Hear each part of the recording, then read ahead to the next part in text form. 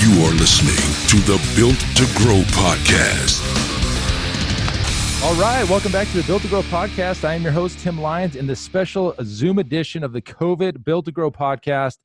I am your host and joined, as always, by my co-host, Randy, the Beast of Betterment, Angston. You can see him on the screen.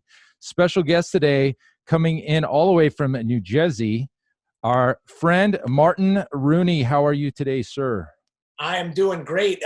We said before we got on here, this might be the beard episode right here. but hey, to clarify, I'm from New Jersey, but right now I am coming to everybody from right outside of Charlotte, North Carolina. So that's where I am right now. Oh, good. Hey, sorry about that. Did not know that. I always thought you just lived in New Jersey. So give a little background on Martin. He has a new book, Coach to Coach. We're going to be talking about that. I want to tell a little backstory on Martin. I've been to I don't know how many Perform Better seminars, and I will tell you, if you haven't seen this man speak, he is the best presenter I've ever seen at a Perform Better seminar, and that says a lot. There's some big, awesome coaches that speak at those events, but every single time I bring the team to those events, we come out fired up, ready to run through walls. Man, I'm happy to have you on the show finally. No, hey, my pleasure. And we were talking about this, and for everybody listening, Tim is so great. We've known each other for a while. And he was like, man, you got to get out to Arizona. What do we got to do about Arizona? And then this all happened. And think about it. We were talking about all of that right before this went down. Yes. And for us to have the ability to do this now, I think this is really cool. And hey, I want to reach out to everybody that's listening right now. And today we're going to try to give you stuff of value. Obviously, you heard from Tim that one part of my style in speaking is to motivate. I want to do that for you too. But at the same time, I don't want it to be empty. I'm going to try to push you today as your coach to give you some action items on how we're going to get through. And maybe that's the biggest thing to say right now is we are going to get through this. This is going to be over. Mm-hmm. And you are going to have a choice who you are when you emerge from this. And I hope that we give you some great insights on that, from not only personally, but for the fitness industry as well. Absolutely. Yeah. So, So Randy, you are on the show as well. So I would tell you, I just got the book last week. I started to skim through it. I'm very impressed with these plugs on the back, man. You've got Dan Gable, Lou Holtz, and then probably the best one here on the bottom. You just pointed out to me, Rudy from the blockbuster film Rudy. You had Rudy do you a little testimonial on the back. Oh, yeah. Man. Well, and when you look, hey, for everybody that sees it, I got my copy too. And what I always like to talk about, it's funny that Tim and I we were talking about this book, remember? And it wasn't even that the book was real yet. And now we're both on two different coasts holding it in our hands. And I want everybody to understand, what does it really represent there? Yeah, the names on the back are cool. Hey, the information inside will help you, but it's a manifestation, meaning yes, I saw it. I had talked about it, but then I did the work and it was real. Right. And guys, so I want everybody to understand that's what the symbol is to me, that what do you want that's a great idea you have, or a way that you can help people, that you can manifest it into something that becomes real. And then all you got to do is the work. And, but that name on there that he mentioned, that's not the actor. So not Sean Astin. We're talking about the real Rudy. And, and what I think is so cool is that he said, this is your guidebook, how to get somebody to write the story of their dreams. So, that's awesome. Man, yeah, and there's a lot of other big names in there and stuff too. But ultimately, I'm challenging everybody right now. What is the thing that you're going to manifest? Because I know everybody's been saying to themselves, oh, there's this thing I want to do, or business I want to start, or I want to get myself fit, or the way I want to look in the mirror. It's proof again, guys, you can make it happen. You just have to do the work. Absolutely. Now I want to hit on coaching for a second here, because you personally I can't think of anybody else that's really hitting the coach, how to be a coach. I mean, we talk about movements and how to, the workouts, the programming, but the coaching is really where you shine. And that's really, I feel like, is your passion here. And I think that's a big missing piece. And I think you're feeling it really good here. You've always talked about it in our seminars. The book's all about it. Hit on that a little bit, because I think this is the one missing thing that I'm seeing that you're really doing a great job at. Well, hey, I appreciate that. And yes, I've been talking about coaching, say, for the last decade in particular, but how did it all come? What's the genesis? I want to believe like everybody else. I was an athlete growing up. I I got lucky. I was a Division I athlete in college and track and field, and then made the U.S. bobsled team. So I got to represent the United States around the world, which was really cool. And I fell in love with just fitness and exercise. I have 2 degrees in exercise science. I have a master's degree I have a physical therapy degree. So I was an orthopedic therapist before I ever got involved in health and fitness. And this is important too. My mom was a phys ed teacher and coach. So she had a big impact on me. So it's always been a huge part of my life. And I wanted to be a coach, but the whole world kept saying, you don't want to be a coach. They don't make any money. Yep. That's not a real job. Go be a therapist. And it just was calling at me. So maybe this is something important too for everybody listening. Before I even go into the coaching part is, guys, don't spend your life doing something you don't love. Like, don't get into a career because the rest of the world said it's good and it's not what you love, because I wouldn't be talking to you right now if I wasn't living my passion instead of doing what everybody else told me. Sure. And I only know that because I did it for a whole lot of years before I had the guts to switch. And right now, under our current circumstances, you're doing more listening to yourself than ever. And man, I'm hoping that, hey, if where you were before this started wasn't where you want to be, I'm challenging you when this thing ends to go chase that. Because the worst thing that can happen is you go your whole life chasing money instead of a purpose or passion. Because I promise you this, the people that chase their passion and purpose, the money will come, right? And at the end of the day, that is, as we're experiencing now, it's important, but it's not the most important thing, right? And absolutely. So that being said, that's when I switched over into, I want to be a coach. I quit my job. Bill Parisi and I started with the Parisi Speed School in an industry that didn't exist. Mm-hmm. We started sports performance, like people were telling us, what, kids training? That's crazy. What, girls lifting weights? You'll stunt their growth. But the movement happened. And then that led to training for Warriors, which is more our adult fitness program, which now we have hundreds of locations around the world. But here's what I noticed. My education in therapy, my background in sport, all the technical knowledge I had in biomechanics and physiology, it was valuable. But the way that I got the results when I started to see, how was I helping those NFL combine guys become first rounders? How was I helping Olympic gold medalists, world champion fighters? I started to see it wasn't about what I knew. You have to know it. Don't think that you don't have to know it. But it was how I was coaching it.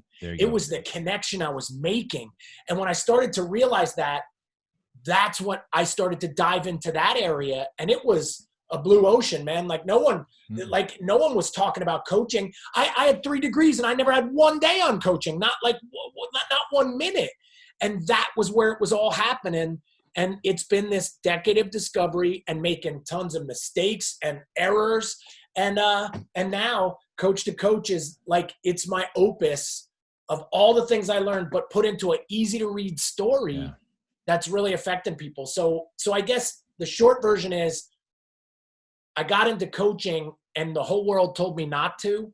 And then when I really dove deep, it's not what I think it's what people just expect of us instead of that we're really making it a discipline or a profession. And that's what I want to push forward. And we're not, as trainers, personal trainers or fitness coaches, if you want to use that term, that's not something that we talk about in school, like you said, or in books. It's learned on the field.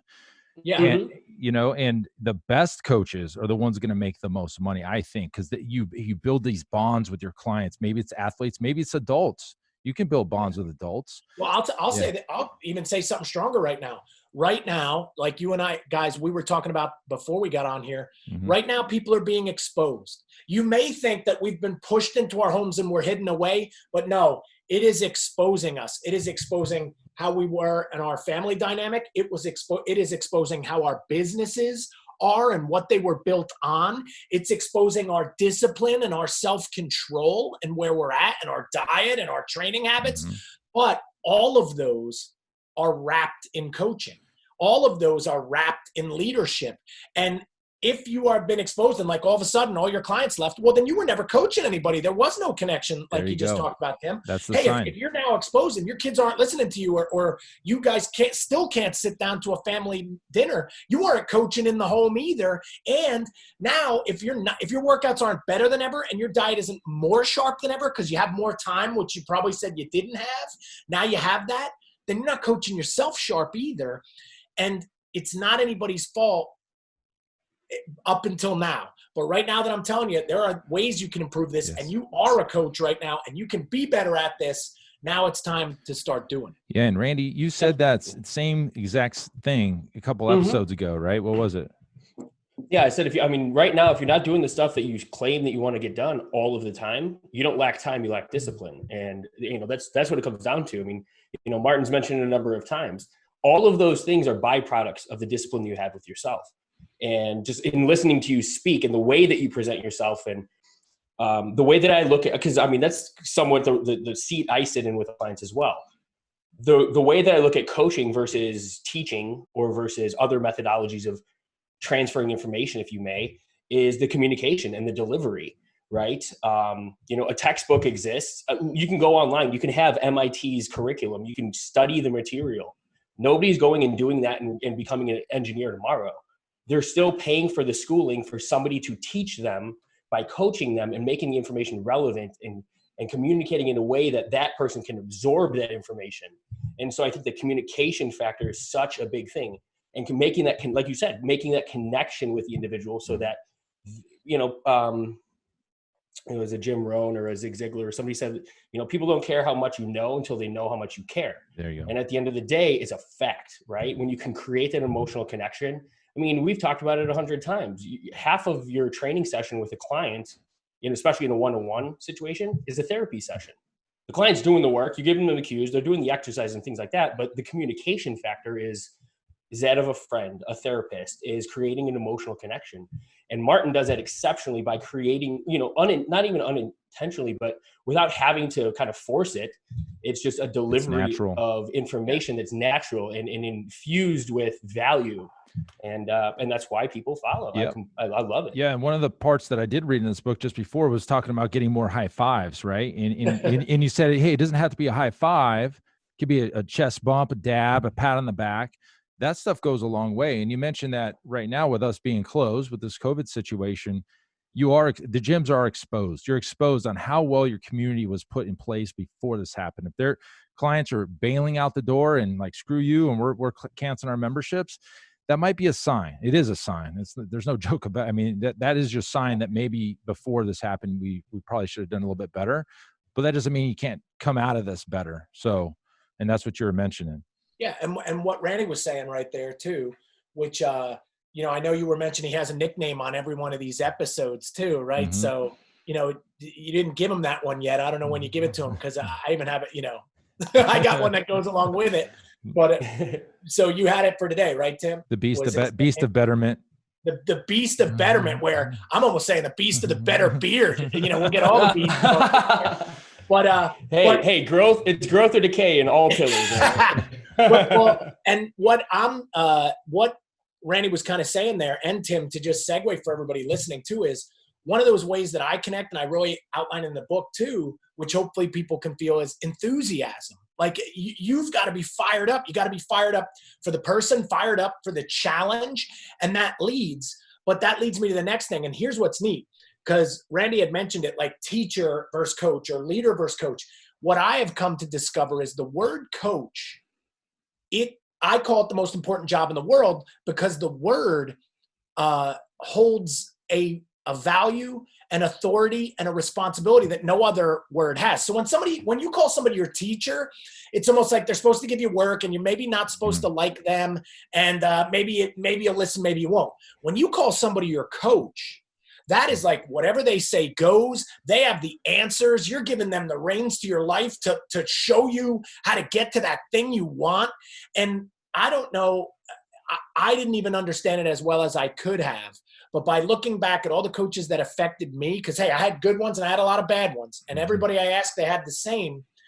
And I started to realize, man, coaches have such power in that role over people or who they lead, that we got to not only understand it, but going with what Tim said, maybe you weren't doing it right, but you can be a better coach. So yeah, like if you don't high five, there's ways to learn to be better at high fives. They don't teach that class in school. I'm not always amped up like crazy, but there's a time to be enthusiastic and a skill that goes with that to connect. And all of that isn't just in the book. It's it's kind of like in life, and you know who those people are. But I'm hoping that if in this hour that everybody spends with us today, like you never think about the word coach the same way again. Like that's what I'm trying to push forward, because I think sometimes it gets used either incorrectly or somebody can earn that title too easily. Like, oh, we need a dad for the team. Oh, he'll help. He's the coach. Yeah. And it's like, this guy has no background ever. Or, oh, this guy was really good at sports. Oh, now we'll make him the coach. No, there's way more that goes to that. And if we really understand, holy cow, I could say something that could light a spark or douse the flames inside of somebody forever, which I'm trying to get across today. Man, we're going to be very careful with what we say and what we do. And I think the fitness industry, I've been screaming it forever. In particular, we need that more than ever. It's not about we need another push-up or another burpee, right? Like I see it already. Like soon as everybody got holed up, everybody started doing crazy workouts all over the internet. Yeah. And I remember sitting back and saying, I don't think people right now want like a new push-up or burpee. People right now need some help. People right now need coaches. Yes. They need somebody that had connected with them. And you know what? Everybody that was putting some crazy workout up is not a coach. They have not developed that skill. And therefore that's when all the cancellations, freezes, and scariness happens. So yeah, it has been revealed. If you weren't a coach, a true coach to people, it got exposed, but now it's time to be that person and time to improve in that role. And even in our transition to the online world here at my facility, we learned really quick. We did like a 3-phase transition. We thought using Trainerized, giving the workouts to our clients and checking in on them once a week was going to be enough. Wasn't. Then once we went to the live Zoom interaction, just like this, where I can see the client doing the work and motivating them through the screen, everybody was coming back. So even people that had said, hey, well, we're going to wait and see, let's freeze my membership, they came back on board because of that interaction. So that was our tell immediately. Like, that's what they wanted. What were you doing? See, it's give them a workout that you can go find that anywhere. Get coached. Yeah, exactly. Get coached face to face, even though it's not skin to skin. It's the coaching that people crave. And now people have to discover the art and the science behind that, the stuff that we've been talking about. So, and again, I want to be clear for everybody listening. I am not saying exercise is not important or that you don't need to have the knowledge of it. You need, guys, here's the word I'll use. Ready? Guys are like this. Guys, that's compulsory. Like I shouldn't have to say that. You better not only understand nutrition and understand exercise and safety, and by the way, be living it yourself more than anybody else you work with, but like you gotta have that. You shouldn't even call yourself a fitness person if you don't have that. What I'm saying is now on top of that layer, to build that connection and that community, you gotta be a coach. And I would challenge everybody, how many books are on your shelves about that? And that's the one, the guy that loves to read about the benefits of grilled chicken in their Tupperware, that's cool. But man, like that isn't saving you now. And it actually never was. Right. And so, guys, if you want to build your business strong, you have to have the basics. Like you're not even opening the doors without that. Yeah. But if you want to grow, but this show's about built to grow, giving you guys the foundation to grow upon. The coaching part of it typically is missed. It is missed, but the ones that have it naturally, kind of like within their, I don't know, DNA, there's some coaches out there that they don't need to train it. They just live it, right? Those are the ones that clients are going to like stay with you forever. And then you just grow and grow and grow. You mentioned you've had bad coaches. I've played sports my whole life. I feel like I've had almost all bad coaches, but there's a few that I'll never forget. And if they were to say, hey, Tim, I need a favor from you. I need you to bring some guys over and help me move my house. Absolutely. I'll be there at 5 a.m. to do that. Yep. You would do anything. So that stuff goes a long way. And it's examining who they are. Like a great thing is inside the book, I dedicate this book to that great coach I had. I had this guy that found me when I was young at a dark time in my life. And he said a simple thing, man. He said, hey, you look perfect for track, kid. And I didn't even know what he was talking about. I said, what's track? But the next day I went out and the guy changed my life. And here's what's really cool. 35 years later, I'm the coach I am because of him. I'm a track coach now at our high school in our town. I saw that. Like, and it's all because some guy took an interest in a kid that he didn't have to, and told the kid he could be great too. And I wrote the book. I sent it to him. He didn't know. I sent it to him. Man, when he read it, I should play for you the message he left on my machine after he read the book. He's just crying. He can't even get the words out. And guys, that's what we should all hope for, that like 20 years from now, our clients, our athletes, somebody that we coached, their whole life changes and then they finally see it, you know, and it's because of something selfless and great that you did. And again, the first lines of my book is the world needs better coaches. And I could have never predicted when I wrote it how bad we would need them now. And whether anybody likes to hear it or not, I am anointing you right now on both shoulders. You have been made a coach, baby. You got made the coach of your home. You're the coach in your community. If it's your business, you're the head coach. Like, how is your leadership going right now? Because it's pushing me to the test. Yes. But what I am saying is you can't run from it and you can't hide. You can't say, no, I'm a fitness guy, or I'm a trainer, or I'm this, I'm a hockey guy or a baseball guy. No. At the end, like, you're a coach. If you're a parent, you're a coach. If you're a teacher, you're a coach. Coworker, teammate, business owner, all coaches. And everybody can improve in their skills. Even if you are a bit of a natural, hey, I'm still improving, because this thing, like I said, has, with my hundreds of locations, I'm spending more time coaching my people than ever. And then I'm getting individually on with all the facilities and trying to coach them. Yeah. And I don't know. And I'm happy for it, because I'm ready for the test. But if anybody found out they weren't, it's not time to back up or run. It's time to lean in and get better. Nailed it. Awesome. Yeah, people are looking for leadership right now. There's a lot of people that are lost. Like you said, you're training for warrior locations. Nobody's gone through this, but at least you've seen some stuff. Like you said, 9/11 down the street before the show, right? This is not the same as that, but things are going to change. And that's probably a good segue into talking about, what do you predict to see what this fitness industry is going to look like, not only from the models, the business models, but just to the, like you mentioned, this conversation happened before the show, but like, you can't bring water on the plane. Before you could not have to take your shoes off. Hell, you could even smoke on the planes back when Change happens, right? Like, if we look at it from a coaching perspective, hey, you were a football guy, I know that. I remember playing football. They would restrict water and give us salt tablets, and we hear so much about concussion protocols. We used to do something called nutcrackers, and they just want to see who could knock each other out all the time. Yes. So things change, just like nutrition has changed. But using the example, when they call it, if you've ever read the book Black Swan by a guy named Nicholas Taleb, which he used 9/11 as the vehicle for it. It was, nobody could ever predicted like that somebody could have got onto planes and then got into the cockpits and done what they did. And the weirdest thing is, if the cockpit doors were just locked, it never happens. So forever changed. Our cockpit doors are locked. Nobody puts their shoes on or off. Now it's shoes off in a security line. Can't bring water.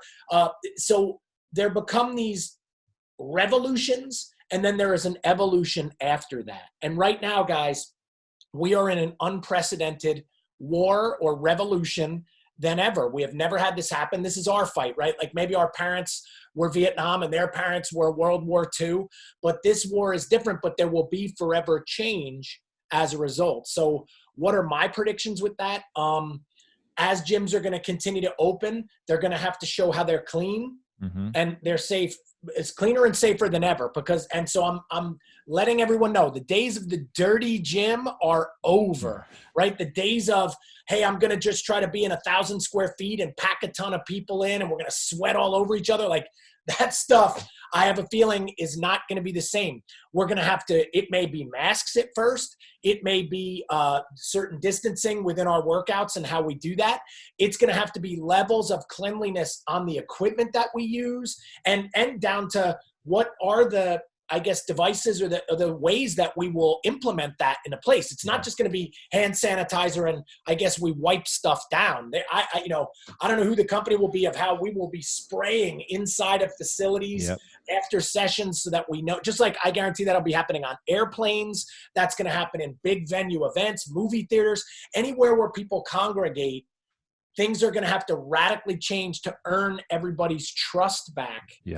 In a big way. So, but that being said, here's some other predictions, and I'm sure you guys have seen it. I have seen more people walking, riding Oh, bikes. I mean, I checked out a stat because I had to see. There are more bike injuries happening right now than anything because, like, nobody was biking. Now everybody's biking everywhere. I watch people biking. They don't even know the rules. They're going to get run over in the street. But right now, everybody, in a weird way, they're telling you to stay inside and everybody's going outside to exercise. Yes. Like everybody, and I see it. Like I'll go places and I'm like, these people have not exercised in a long time.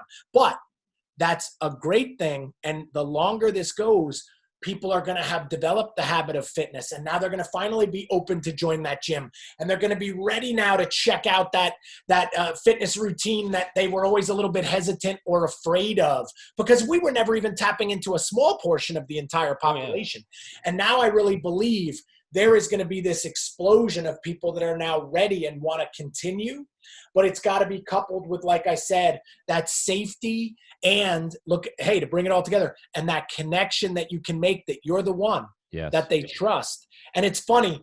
There's an old line by Napoleon, and he said, leaders are dealers of hope. Nice. And guys, that's the same as a coach. Like a coach is a dealer of hope. People are going to say, I hope this is the place I can go and I can continue my fitness journey. I hope this is the place I can go to lose fat, or I hope this is the place that I'll go and it'll be safe and it'll be clean and I'll like the people there and that person will understand me and believe in me. So guys, right now, it's going to be your ability to lead and deliver that hope to somebody else. And I suggest everybody be readying their gyms for a little bit of that future and the changes that we can do our best to predict. Yep. Good call on that. We, a couple episodes ago, we talked about how everywhere you hear, when you get the doctors on the news and they're talking about the worst cases of the COVID and the people actually dying, and they talk about the BMIs and being heavier people and underlying health conditions. I think, and we've been talking about this, the awareness level of the general population to fitness again is now elevating, and now it's getting, we have this triangle that we talk about in some of our seminars, but we're the more aware people are of fitness, of you as your company, they become buyers of your product. And now we're taking that biggest piece of the population and moving them up this triangle. That's what we see. And that's what we're hoping, at least. We had John. I believe that. Like, look, we have now, it's a health crisis. Like, that's what's going on, this virus, and whether we want to see it or not, it's health. And hey, you didn't have to dance around it, Tim. Guys, I'll say it point blank. If you are obese, if you have no exercise habits, you are more susceptible to everything. That's not just me talking. That is like science. You know what I mean? Just like everybody they want to hear something else. Like, give me a fat burner pill versus you're taking too many calories in the hole under your nose. Like, I'm going to, really cut it pretty easy there. But the thing is, guys, because this has brought our health to our attention, it has marketed health to us stronger than ever.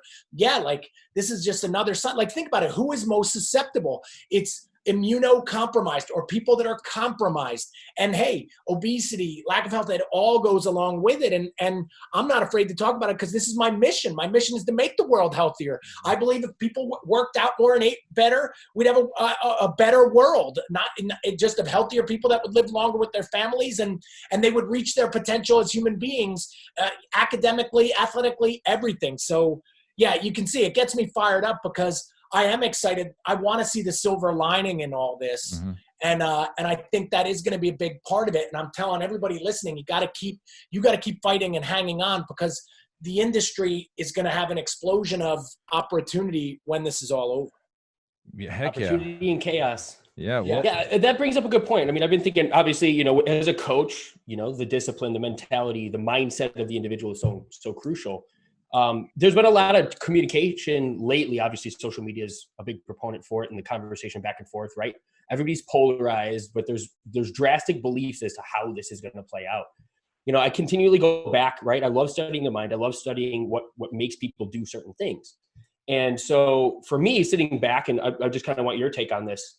You've kind of made your stance. You feel that the inconvenience, because for most of us, right, if we haven't physically been impacted, if we haven't lost somebody personally or lost somebody that we've known, if you haven't lost your business as well, you're looking at this like this temporary like pause button. Everybody's just kind of inconvenienced, and we're all chomping at the bit to get normalcy back in our lives.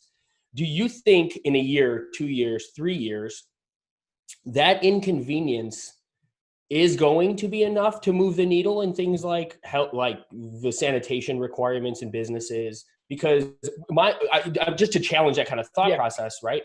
If it hasn't impacted us enough, right, pain or pleasure, is it enough for us to create a new habit and be okay with that habit moving forward? Same way we expect our clients to do the same thing with nutrition and fitness. Yeah. The fitness aspect, I think, is being pushed down us. And Tim, he could be a proponent.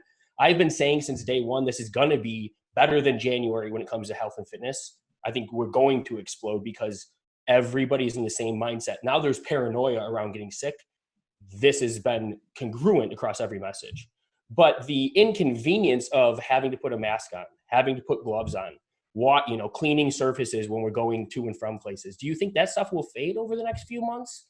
Or do you think that is the new staple? No, I think it's a great question. This is all stuff we can examine. And remember, I guess this is only my opinion. Yeah, but again, dialogue, exactly. Going back to the 9/11 example, 9/11 didn't impact everybody the same way. Like, for instance, the fitness industry, that's hitting us very hard. Just like I was within a few miles of 9/11. My best friends were some of the first people on the scene. I got married in front of the Twin Towers. It had a tremendous effect on me. But I was not the one to choose whether we take our shoes off, never use water bottles, close cockpits. These are this is the new normal. These are the new rules. So I do think there are going to be new rules in place. Just like, hey, nobody wants to do the 6 feet of social distancing, but that's a new rule. And we're going with that, or the way that things are being cleaned.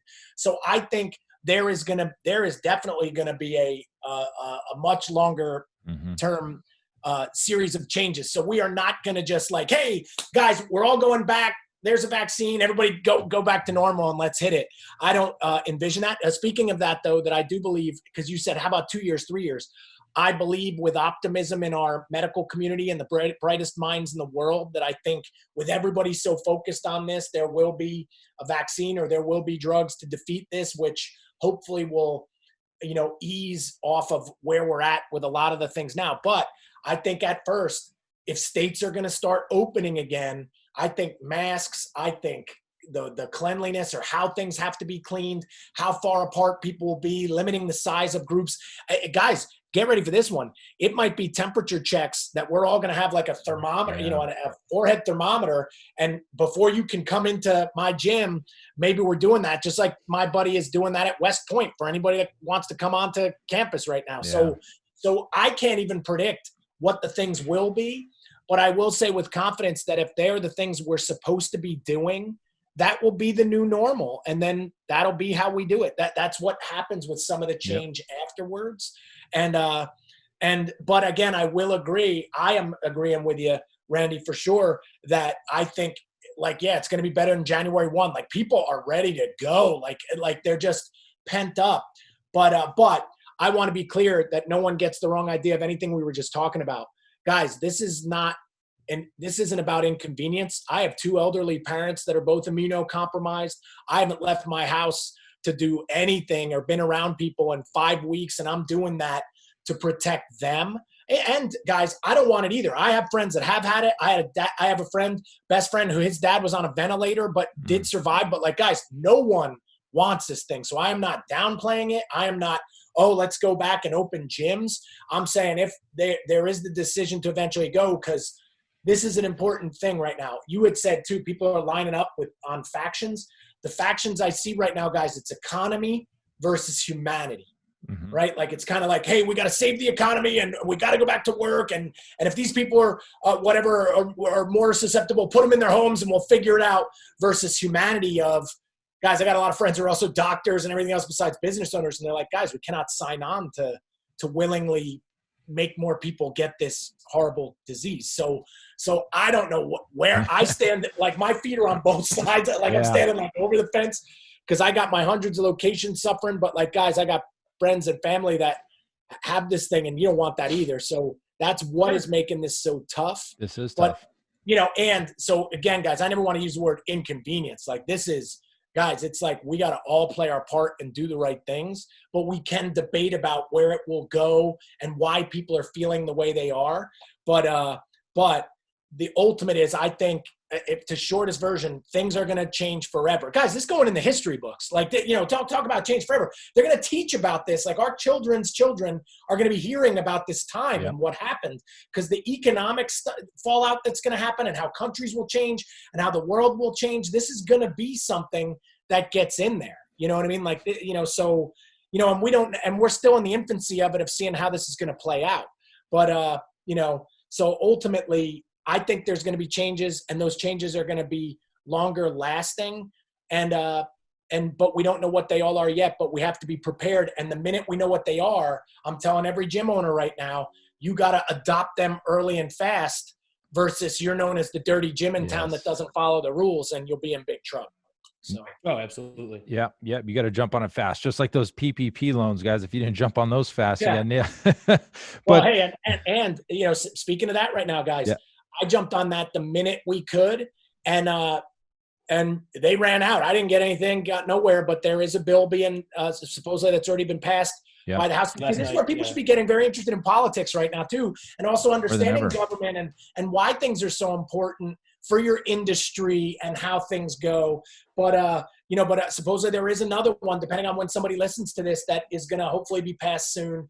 So, God, and it should hopefully take care of the much smaller business owners that weren't really taken care of in the last one. So, guys, this is all stuff people got to be aware of and taking advantage of. Yeah, absolutely. Absolutely. Do you think, I don't know, I think that we've worked with some training for warriors. They do large groups. They get a bunch of people in a room. Is that going to change? Or is that what you're kind of teaching your guys? Or already, I think I'm already like looking at, how will things change? And remember, when we say a lot of people, it might be groups max at 20, so say 10 to 15. That's kind of our sweet spot anyway. So I think that's going to still be maintainable. And the good part is most of our gyms they're open space. It's not a lot of equipment. So I think we'll be able to figure out how to keep people apart. I think with masks, I don't know who the mask company is, but man, they're gonna hit it big. 3M. Whoever comes up with that stuff. Yeah. So. But you know what I mean? Like, even just like other stuff that can be made that might even be safer, easier to work out in or breathe with. Who knows? Like, there's going to be some things coming. But, hey, maybe those altitude masks will finally have a reason to be used. Right? I was just thinking I was hoping that didn't get there. Because, man, I've definitely been quoted before on showing how, it's actually the opposite of the effect you want. But, hey, if they can show that no bacteria gets inside, maybe that'll be a good one. But yeah, so right now that's the stuff that we're trying to identify. But it's a tough position because many are already saying, like, hey, my state is saying we could do this, or what should we do? And hey, guys, always remember, heavy is the head that wears the crown. Oh, yeah. Like, where, I've definitely – I am so about 8 hours of sleep, but I won't lie that there have been some nights I haven't had 8 hours of sleep just because I'm on the horn all over the world all the time. And hey, that's a tough call. Like, I don't want to be ultimately responsible to tell people when they can or should go back or what they should do. Right. But I know that we're going to follow the utmost safety and do things according to spec, even better than, because guys, I think everybody has to understand nobody wants to be responsible for spreading this further. And never forget that. Yeah. We just hear the stories. 100 people got it. They didn't even know they had it. Yeah. But somebody's grandmother did and died, and you don't want to be the reason for that. Oh, right. Gosh, can you imagine? So our big thing is about helping people and saving lives. So we're never going to go off mission on that. But yeah, to answer the question, we are addressing it, but we have to just see what are going to be, what's going to be available to us, how to do that. Yeah. So we've made I was in this morning, we were unbolting the racks, moving the gym around. We're trying to create these little pods, and we'll talk about this on another show, here coming real soon. I think we've got a really good plan for it, but I also don't think we should be the first to open either. So I think we let the bans or whatever get lifted in maybe a week or two, and then ask the clients if they're feeling good about coming back in. And we're going to really over communicate what we're doing for the facility for their safety. Yeah. I think the cleanest and the safest gyms are going to win. Big box gyms, the big sweaty, CrossFits that, are dirty. Hey, big box, 24-hour fitness declared bankruptcy. Yeah. And like, hey, and talk about guys going back to right here. What do those big giant boxes not have? Coaches and connections, man. And so right now, if you're a smaller boutique owner and you're still rocking during this is going to be a huge opportunity. And this was a way that the industry was shaking out already. We knew that, and it only accelerated that. And but definitely, yeah. Here's another one that we maybe didn't discuss.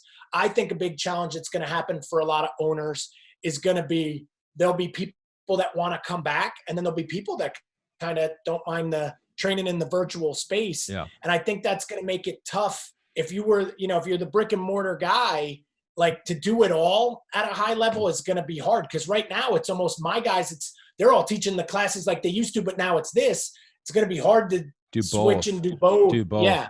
And so I think that'll be interesting how this plays out, because there'll be a lot of people going back to what Randy said. Hey, how will it change? Just as many people are going to be so excited to get out and get going. There's going to be another half or 25% that are going to be afraid to ever come out of their house again. Yeah. You know what I mean? It's just, this is how people are. This is how people think. So it's, and it's not just us, restaurant industry. Like we said, movie theaters. Guys, there was that famous movie, I forget what it was, where the guy coughs and everybody gets that disease. It was either Outbreak or, one of those things. Like right now, like there's just places that are going to be really challenged to figure out how they do it moving forward. I mean, movie theaters, maybe like block off every third seat. And then, you know what I mean? People got to sit 3 feet apart, or 3 seats apart or something. I don't know, man. Hey, sports and sitting in stadiums, like 80,000 people don't want to go to, a college game now. Or so there's guys, because I'm looking at it at all levels, and I hope you see that I don't try to just be a fitness guy. Hey guys, if you want to be a leader, you've got to be looking at every industry. I'm looking at colleges now and how challenged their endowments are going to be. And right now, kids from all these other countries that used to come and pay full boat, they don't want to come to not only to the United States, but now imagine colleges in major cities, like a major city like New York City. Like kids are saying, you know what, I'm going to take a year off, or I'm not going to come back, or I don't want to do this. There's going to be a fallout we can't even imagine right now. And that's why I was saying again, Randy, that it's going to go for years until we got it straightened out. And therefore, I envision a lot of the changes that we'll all make will also go alongside that. But again, that's an opinion, everybody listening. I'm not an economist or a, or lots of disclaimers, or a virologist either. Yeah. But I am, but I will say this, but I'm an optimist. And that's what I think a coach has to be. It's in the book. I write it a lot. Like, guys, you got to be so optimistic about somebody else. You got to be so optimistic they're going to lose the weight, or they're going to get in shape, or you can still help them even though under our current circumstance. And I'm hoping, if nothing else, guys, I want everybody to see we're talking about how's it going to be after, because we're optimistic the after is coming, and you better be ready. Absolutely. Wow. That actually goes back to the beginning of the conversation about coaching. That was one of the things I wanted to bring up. A coach is – like our perception of a coach is usually on the same team. So like you related it to a leader or a boss, or, the other descriptive words that we have for somebody who's kind of mentoring or leading you. But a coach is typically somebody who you see from the start on your team. Yeah. That's carried through with that belief and the optimism and the belief that this is going to get better, that the results are going to come, that, the work is going to pay off. All of those things is really what, again, you creating that connection a coach is really good at, as opposed to a leader who might just lay the information out. Now it's your responsibility to go fulfill it. That coach is on your team and rooting for you and, helping show you the way. Well, and it's funny you say that, because I couldn't agree 100% more, but like Tim and I talked about, but I had a lot of coaches in my life that seemed to be like we want to educate. So maybe it's more, see, you took it as that's how it is. Hey, maybe we have to say, guys, if you're their coach, you're on their team. Right? I've met so many fitness people too that'll be like, oh man, this person drives me nuts. I hate this person. They're killing me. It's a nightmare. Mm-hmm. And you're not on their team. And then they know that, right? Or the coach that used to break us off and make us run laps or make us do stuff that you knew was just making us worse. It was like they're not on the team. And so guys, right now, I'd like to say it like this. People need some wins right now, man. People, like, they're getting a whole lot of losses, like from their job, their family, the stress, the stuff. They need some wins. They need somebody on their team, and that's a coach, and it can be you. But you have to understand the role, right? Like, again, that's like why I wrote the book. Like the book, I call this like the Hippocratic Oath of coaching. If you want to be a coach, you have to read this just so you understand the role. And see, you were giving them a piece of that role, Randy, that like, yeah, you got to be on their team. I don't know if everybody got that memo. right? Some people Oh, think, yeah, sure. some people think being a coach means I'm tough. Hey, they were 10 minutes late. Do 50 burpees. What? That's not your job. You should be like, hey, why were you late? How can I help you? What happened in your life? So guys, this is it's whole new territory, but we got to know the rules moving forward. And one of the big rules that we're all identifying is, if you didn't know it before, you know it now. You are a coach. It has great responsibility and authority, but if you do it right, your business and your life will be a little more bulletproof.